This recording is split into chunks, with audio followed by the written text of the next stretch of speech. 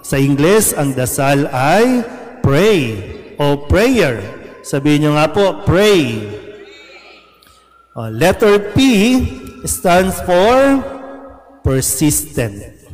Yung turuan mo sila. Diba? Dinidevelop kasi rin yan eh. Sa unang pagbasa, sa kwento ni Abraham, diba? Very persistent si Abraham. Lord, kung mayroong 50, gugunawin mo ba ang Sodom at Gomorrah? Hindi na. Kung may 45, 30, 35, 20, hanggang 10, di ba? Hindi ito pagiging makulit lang, kundi yung maski na gigiliwan pa ng Diyos na ang iyong dasal ay para din sa kaligtasan ng iba, hindi para sa Kanya. Kaya pinapakiusap ni Abraham na baka naman pwedeng huwag mo nang gunawin ang Sodom at Gomorrah kung mayroong 10. Biriin mo, no? At pinakinggan ito ng Panginoon. Hindi pinagalitan si Abraham. Ano ba? Ang gulo-gulo mo ha? Kanina ka pahirit ng hirit. Hindi eh. Kundi pinagbigyan niya si Abraham. Sa kasawiang palad, wala pa sa 10 ang mabuti sa Sodom at Gomorrah. Kaya natuloy ang paggunaw. Dito kaya sa gagalangin, may 10 matuwid ba sa gagalangin? Tingnan natin. No? Pero tuloy lang. Dasal lang. Next letter ay R. Relationship. Ano ang sabi ni Kristo sa mga alagad?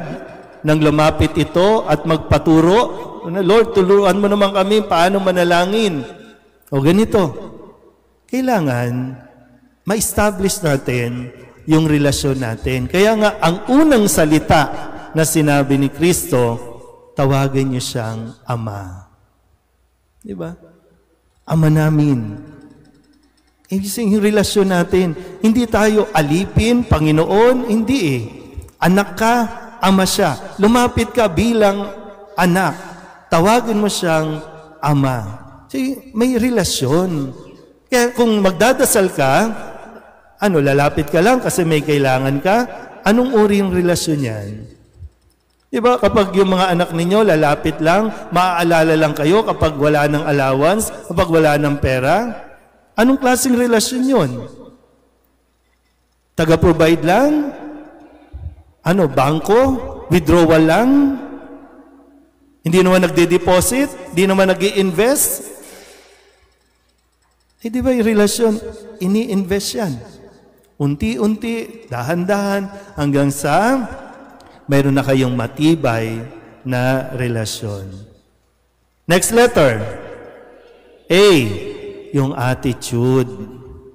Kaya nga sabi ni Kristo, bahagi ng kanyang paalala, kumatok ka, pagbubuksan ka. Humanap ka, makakahanap ka.